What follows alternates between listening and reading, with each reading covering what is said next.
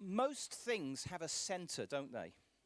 I wonder if I can grab my, let me just grab my, yeah, sorry. You think about it, most things in the world, in creation, have a center, don't they? Think about the fact that, a cell has a center. What do we call that? Anyone remember your chemistry at school? What's the center of a cell called? The control center? Nucleus. Well done. Very good. And so on a cellular level, things have a center, a kind of source, the thing that everything else revolves around, that defines the shape of everything. For a cell, the nucleus is the command center. It's where the DNA material is, and it determines the structure, the shape of the cell, how it functions. Now, you kind of zoom right out from a cell, a tiny microscopic cell, to what we're very familiar with all the telescopes that we have nowadays. The solar system has a center, our sun. And around the sun, of course, the planets orbit. It's the center. In some ways, it's the source in terms of the energy that it generates. And so we observe in all sorts of ways, on all sorts of levels, the reality of a center to things. Now, with that in mind, it would not be unreasonable, would it, to expect that there would be, in terms of reality, a center. That somehow, if there's a center to things on different levels, that the whole of reality itself would have a center. Would that be a reasonable thing to expect? And so the question of what is at the center of existence and reality is surely probably the biggest question that we as humanity face. Now, on an individual level, we speak of having a center as well, don't we? You may even have used that language at times. You may have looked at the person that you love and said, you're the center of my world. You're my everything. There are things in our lives that are central, aren't they? And we see them as our source, maybe of happiness. Things that we feel we can't do without, the things that drive us, the things that give our life meaning. The central things. They give sense to our lives. And so we have that instinctive need within us, I would suggest, as human beings, to have a center. And if we don't have a center, life becomes actually quite meaningless, doesn't it? And ultimately it descends into chaos.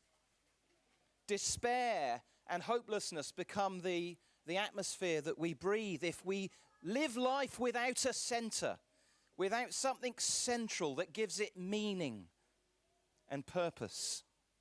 Well, we're journeying through, as a church, we've had a bit of a break from it, a letter in the New Testament written by an early church teacher called Paul, called the Book of Colossians. It's written to a small church community in a town called Colossae, and we're considering what Paul writes there and how it applies to us. And one of the main reasons why Paul writes this letter to this small little church community is because, in some sense, they are losing their center.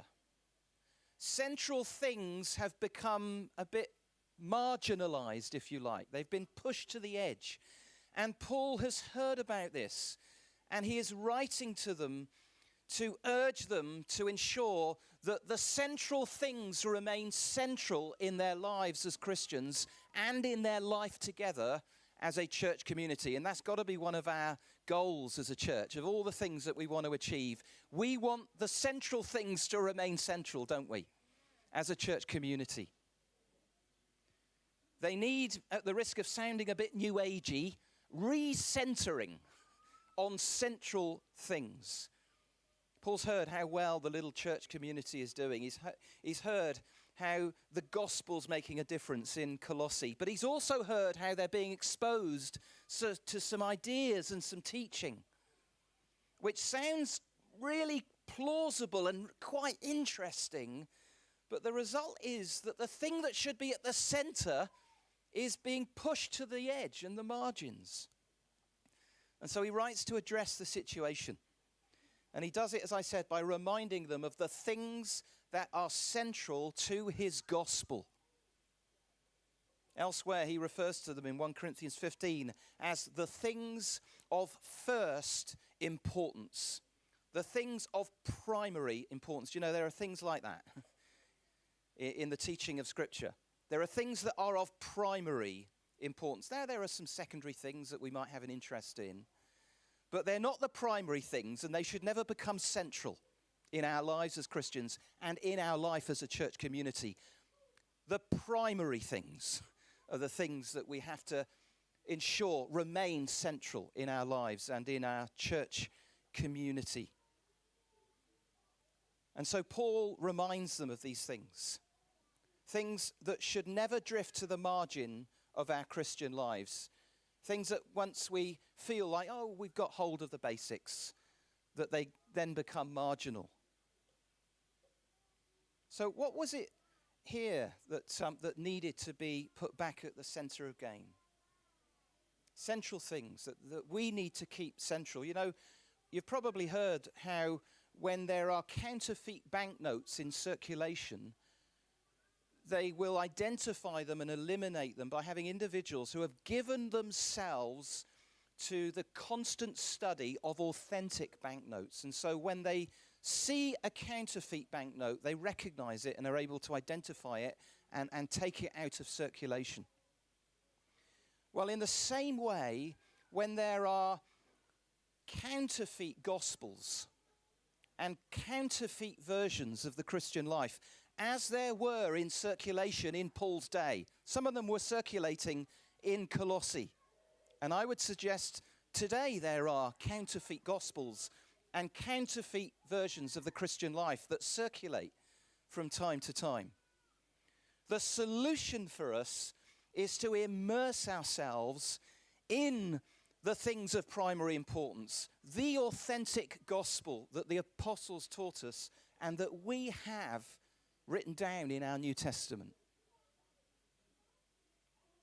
And those central things gravitate around the person and work of Christ. And so our strapline for this series is the glory of God, the person and work of Christ at the center of our thinking and living. That's what it means to keep the things at the center central.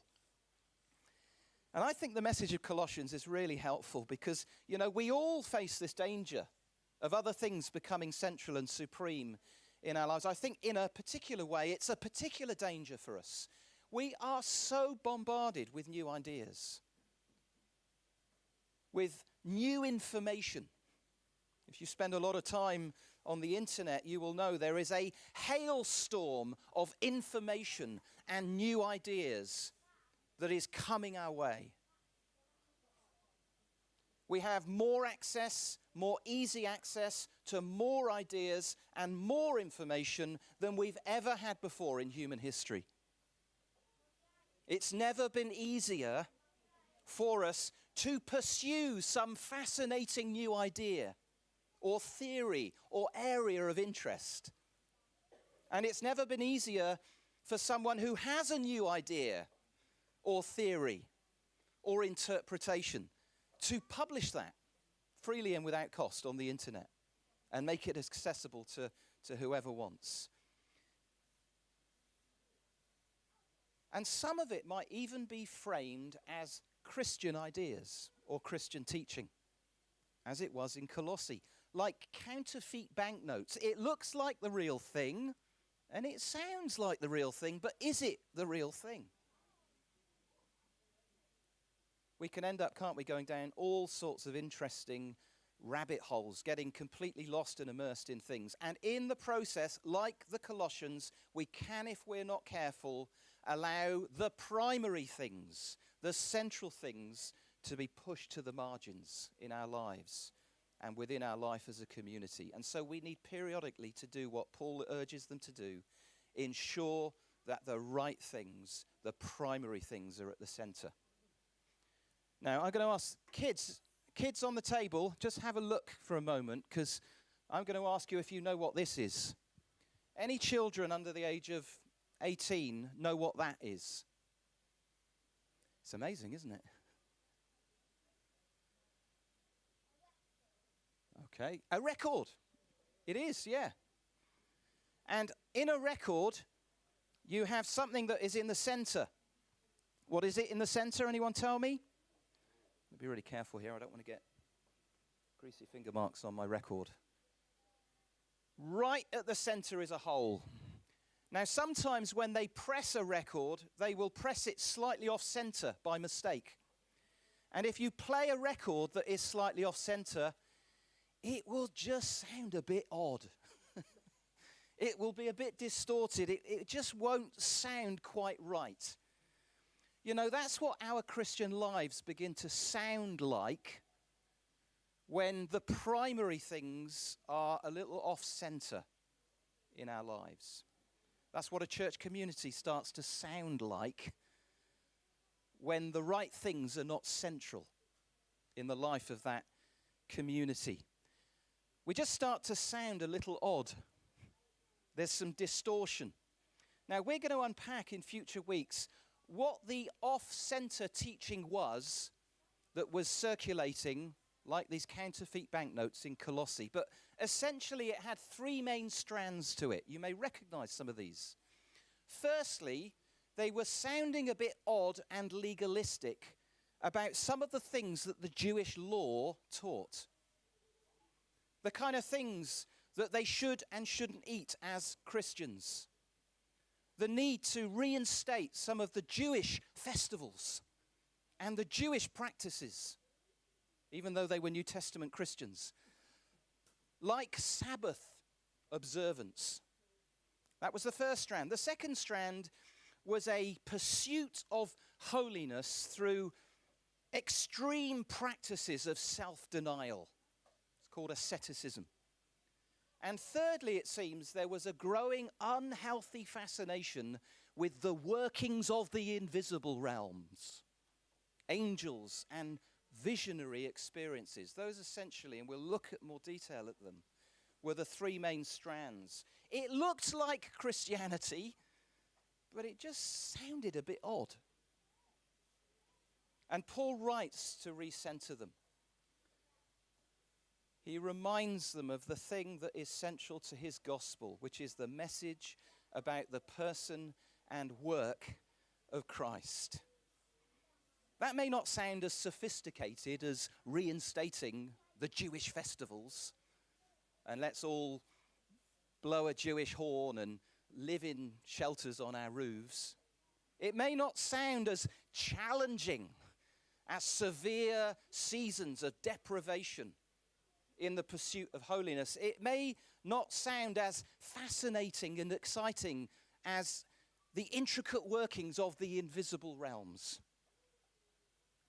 But it was the gospel, and it needed to be central in their thinking and living. It was the center of New Testament Christianity. It was the central theme of the teaching of the apostles, and it is to be the central thing in our thinking and in our living. As somebody said, the main things are the plain things, and the plain things are the main things. And so we're going to spend a few weeks considering what Paul teaches, first of all, about the centrality of Christ. We're going to unpack what is one of the most wonderful passages in our New Testament when it comes to understanding the glory of who Jesus is. Paul's introduced himself to the church. He's had involvement with through the news he's had from Epaphras. He's told them that he's praying for them. He's told them the kind of things he's praying. He's reminded them, as Keith brought our attention to, that they're qualified, that they're rescued and redeemed. And now in Colossians 1 verse 15, he just moves on to talk about this centrality of who Jesus is. So let me read the passage. It will be up on the screen behind me, and we're going to just begin to look into it this morning. We're going to continue to pick it up over the next couple of weeks. This is what Paul says. He is the image of the invisible God, the firstborn over all creation. For everything was created by him in heaven and on earth, the visible and the invisible, whether thrones or dominions or rulers or authorities. All things have been created through him and for him. He is before all things, and by him all things hold together. He is also the head of the body, the church. He is the beginning, the firstborn from the dead, so that he might come to have first place in everything. For God was pleased to have all his fullness dwell in him, and through him to reconcile everything to himself, whether things on earth or things in heaven, by making peace through his blood shed on the cross. What a wonderful passage. Let me challenge you over the next 3 weeks that we're going to be looking at this passage to memorize this passage. It's not, massively long. In fact, kids and youth, if you are able to memorize this passage and recite it on a Sunday morning, we will give you a prize. Okay? So any one of you that's able to memorize these verses, youth and kids, what's the prize? It'll be, at the very least, it will be a voucher for ice creams at Creams or something of equivalent value. I mean, if you're going to memorize Scripture, what a great place to start. Now, some have said that this was actually Paul quoting what was a song or a hymn that the early church sung. And there's a rhythm in the original language and the way the words are used and arranged that might indicate that. It's very lyrical. Maybe it was a statement of faith that the church would have learned and memorized and spoken out loud together, an early form of a church confession or something like that. If it is an early Christian song, then I tell you what, it tells us the kind of content they were singing in their worship songs, doesn't it? Wonderful, full of doctrine about Christ. But whether or not Paul's quoting something of that nature, it is undoubtedly one of the most densely packed, powerful statements on the person and work of Christ anywhere in our New Testaments. And that's why we're going to spend 3 weeks here. I tell you, we could spend 3 years and it would be worth it. We're going to spend 3 weeks looking at this. It's not the kind of passage we can just skip over. It's distilled, concentrated truth, and it needs savoring, and we need to respond worshipfully to it, as we're going to do on these Sunday mornings. And it is all about Jesus. He's the center. Of course, one of the most important questions you can ever answer in your life is, who is Jesus? Is he a great spiritual teacher? Is he an avatar? Is he a revolutionary leader bringing about radical social change? Is he a poet? Is he a mystic? Who is Jesus? Well, how does Paul answer the question here? He answers it in a number of ways. We're going to look at one or two this morning before we worship. First of all, he is the image of the invisible God. The word image there is the Greek word icon. That may ring a bell. You think of icons, things that are iconic. Jesus is more than just a pale reflection or a shadow of what God is like. The word icon means an exact, accurate, reliable representation. It's used of the detailed, life-sized sculptures that they would make in the ancient world that were to scale, and they were full of detail. They were lifelike. They were accurate representations. They weren't versions of something. They weren't interpretations of something. They were icons. A little bit like the wax models, perhaps, if any of you have been up to Madame Tussauds. So incredibly accurate, it's hard sometimes to tell the difference between the real and the representation. And so some people come out of Madame Tussauds, don't they, and say, hey, I never knew Tom Cruise was so short. Because it's life-sized. It's accurate. Well, Jesus, is the image, the icon, the exact to scale representation of the invisible God. That's who Jesus is. And that's not just Paul who says that. It's what Jesus says about himself. If you want to answer the question of who is Jesus, let me encourage you, read what Jesus said about himself. We have some of these Gospels of John that are available on the stand at the back. Take one of those, read through it. It is full of some very profound statements by Jesus about his own identity. Jesus said this in John 14, "If you know me, you will also know my Father. From now on, you do know him and have seen him." "Lord," said Philip, "show us the Father, and that's enough for us." And Jesus said to him, "Have I been among you all this time, and you don't know me yet, Philip? The one who has seen me has seen the Father. How can you say, 'Show us the Father'? Don't you believe that I am in the Father and the Father is in me?" You see, Jesus doesn't just point us to God like some signpost. The created world around us does. It gives us hints, signposts, indications of what God is like, but not Jesus. Jesus doesn't just reflect in human form some of the qualities of who God is. You know, Jesus isn't like the nice side of God, the nice there side of God. In fact, if you read some of the things Jesus says, you'll never come to that conclusion. I mean, he said some radical, challenging things. He is all that God is. And he accurately and authentically reveals who God is.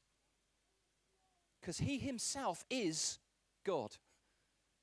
He's not one of many signposts to God like a number of other spiritual or religious leaders. He is the very embodiment of God. He's not the signpost. He's the destination. He's the real thing. And so you cannot come to God if you're not coming to Jesus. Jesus said that elsewhere, didn't he?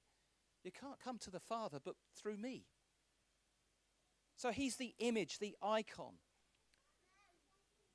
And unlike those earthly examples of images and waxwork models that represent someone who exists visibly and is represented in something else, Jesus does more than that. He reveals and represents the God who is by nature invisible.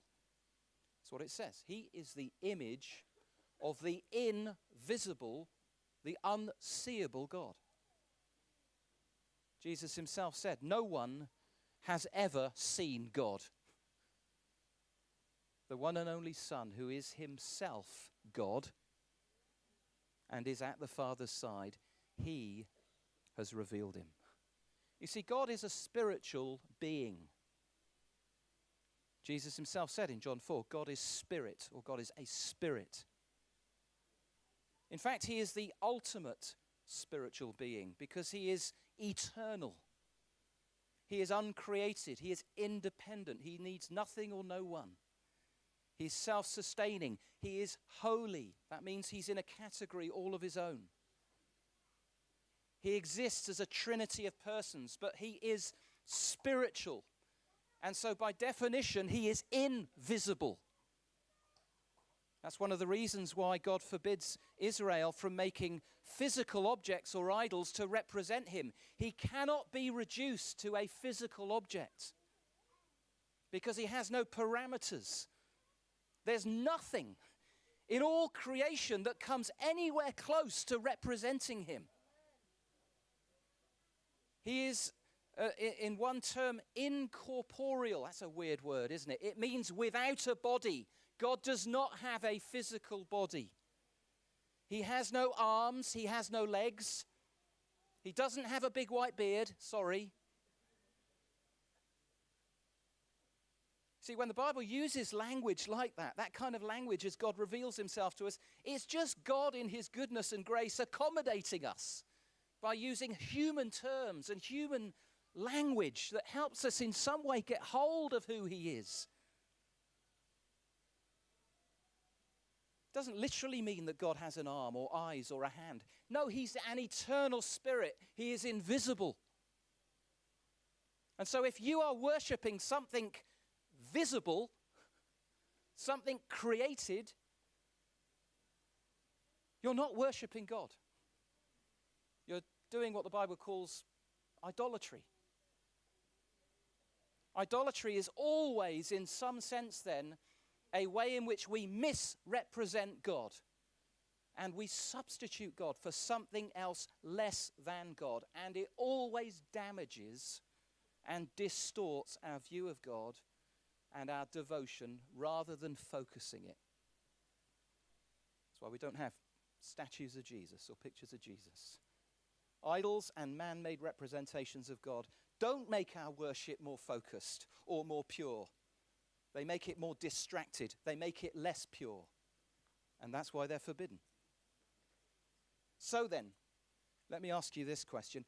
How then can we know this God who is invisible? In a way that's reliable and true. I mean, aren't we just left to our own imaginations? Just to fill in the blanks? If God is a spirit and therefore by definition invisible, and if every physical representation of him is a distortion and therefore forbidden in our worship, how can we know him truly? That is a good question.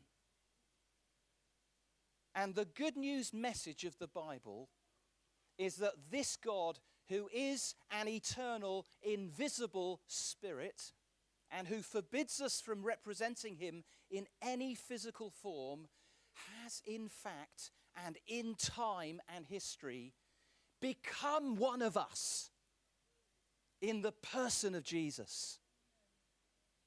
And if that doesn't blow your mind, nothing will. He has embodied himself in the person of Jesus. That's why what we celebrate in a number of weeks at Christmas is so significant. God, the invisible and eternal Son, takes on a flesh and blood human existence. The God who is incorporeal, the God who is without a body, has entered into our human experience, which by definition involves having a physical bodily existence. That's strange, isn't it? That's wonderful. The Word, as John puts it, became flesh. Became flesh. Embodied himself. You cannot get a clearer picture of who God is than the one we have when we look at Jesus. God could not possibly make himself more clearly known to you. He couldn't be more tangible. He couldn't get any closer to us than he has already by actually becoming one of us. John puts it this way in a later letter: what was from the beginning, what we've heard, he's talking about Jesus, what we've seen with our eyes, what we've observed, what we've touched with our hands concerning the word of life, that life was revealed. And we have seen it. And we testify and declare to you the eternal life that was with the Father and was revealed to us. Oh, John is rightly astounded as he reflects on this. He realizes that that carpenter from Nazareth, that rabbi who said, "Come, John, follow me," the person of Jesus, the one that he leant on at the Last Supper, the one whose familiar face was before him for those years that he followed him, the one who took that physical bread and tore it apart and physically handed it to him, the one that he saw cry when a close friend died, the one that he saw, I'm sure, laugh and leap with joy. This human Jesus of Nazareth was in fact the one who was with the Father from all eternity, the invisible God. He is the image of the invisible God. What are some of the implications for us then before we worship together? Well, if you want an answer to the question of who God is, you need look no further than the person of Jesus. And the first thing I would encourage you to do is take hold of a gospel like John and read it. Read a bit about the kind of person that Jesus was, the kind of things he did, the kind of people that he loved to spend time with, the things that he said about himself and about us and about our need. You see, you hear people from time to time say, well, if God's real, why doesn't he just show himself? I don't know if you've heard people say that maybe from time to time. Well, the good news message is he has. He has. And he's not just given us a few signposts, a few clues. He has entered our world. He's stepped into human history. He's become one of us. Secondly, if you're plagued, if you're confused about who God is, if you're living with fears and confusion about what God's like and what his intentions towards you are, is he a harsh judge? Is he a celestial heavenly policeman chasing you down? Is he some kind of perfectionist with a pointy finger picking up on all the ways in which you are a miserable human being? Is that what he's like? If you live with fears like that, and some of us do from time to time, sometimes our early experiences in life don't help us in that. We become damaged. Our view of God becomes distorted. Then once again, you need look no further than the person of Jesus.